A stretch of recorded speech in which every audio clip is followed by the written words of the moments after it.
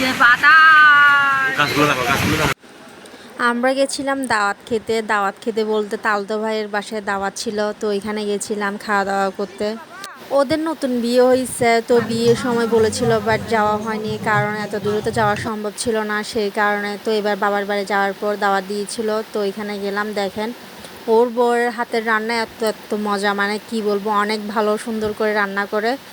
তো খাওয়ার পর দেখেন খেতে খেতে মানে এত বাতাস চলে আসছে, কালবৈশাখী বাতাস। আর ওদের বাড়িটা ছিল আপনার লেকের পাড়ে।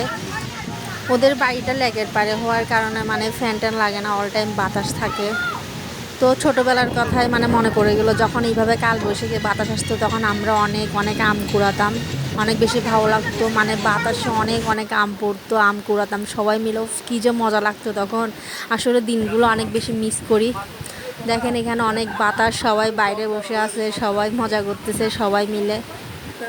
আর ওই দিন এত এত বেশি বাতাস ছিল, মানে ভয়ও লাগতেছে, পুরো গাছ টাছগুলো মানে বাঁকা হয়ে যাচ্ছে বাতাসে। বাইরেও থাকতে ভয় লাগতেছে, আবার ভালোই লাগতেছে বাতাসের মধ্যে দাঁড়িয়ে থাকতে। তো সব কিছু মিলিয়ে অনেক বেশি ভালো লাগতেছে।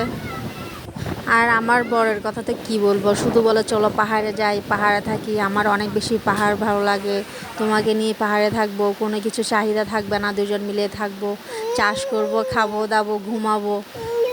আর আমি বলি না আমার পাহাড় ভালো লাগে না, কারণ আমি ছোটো থেকেই মানে পাহাড়ে বড় হয়েছি, সেই কারণে আমার পাহাড় ভালো লাগে না।